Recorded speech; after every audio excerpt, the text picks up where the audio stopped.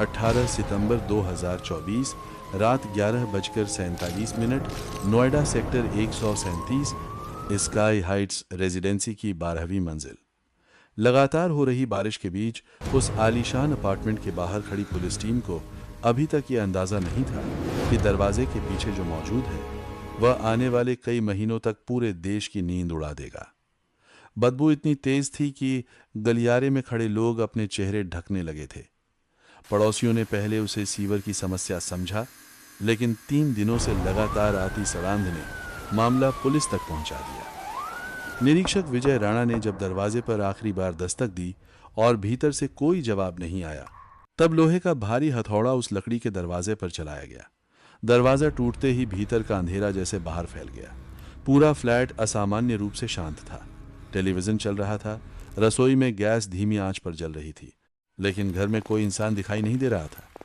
तभी crime branch अधिकारी आरव मल्होत्रा की नजर फर्श पर पड़े सूखे खून के उन धब्बों पर पड़ी जो सीधे बेडरूम की ओर जा रहे थे। कमरे का दरवाजा खुलते ही पुलिस टीम कुछ सेकंड के लिए वहीं जम गई। दीवारों पर काले रंग से अजीब आकृतियां बनाई गई थीं। कमरे के बीचों बीच एक कुर्सी रखी थी और उसके सामने कैमरा ट्राइपॉड पर लगा हुआ था। ऐसा लग रहा था जैसे कोई महीनों से यहां किसी भयावह प्रयोग को अंजाम दे रहा हो। लेकिन सबसे डरावनी चीज कमरे के कोने में रखे उस विशाल फ्रीजर के भीतर थी। जैसे ही उसका ढक्कन खोला गया, अंदर इंसानी शरीर के अलग अलग हिस्से प्लास्टिक में लिपटे मिले।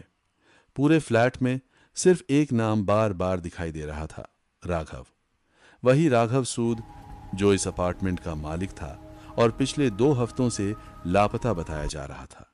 लेकिन सवाल यह था कि अगर फ्रीजर में मौजूद शरीर उसी का था, तो फिर पिछले 3 दिनों से बिल्डिंग के सीसीटीवी में रात के समय फ्लैट के भीतर आती जाती वह परछाई किसकी थी?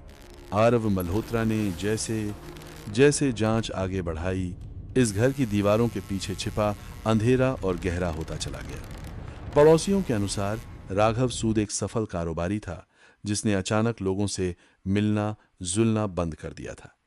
उसकी पत्नी सिया महीनों से किसी को दिखाई नहीं दी थी। फ्लैट के भीतर मिले लैपटॉप में कई वीडियो रिकॉर्डिंग मौजूद थी। हर वीडियो रात ठीक 3:13 पर रिकॉर्ड हुआ था।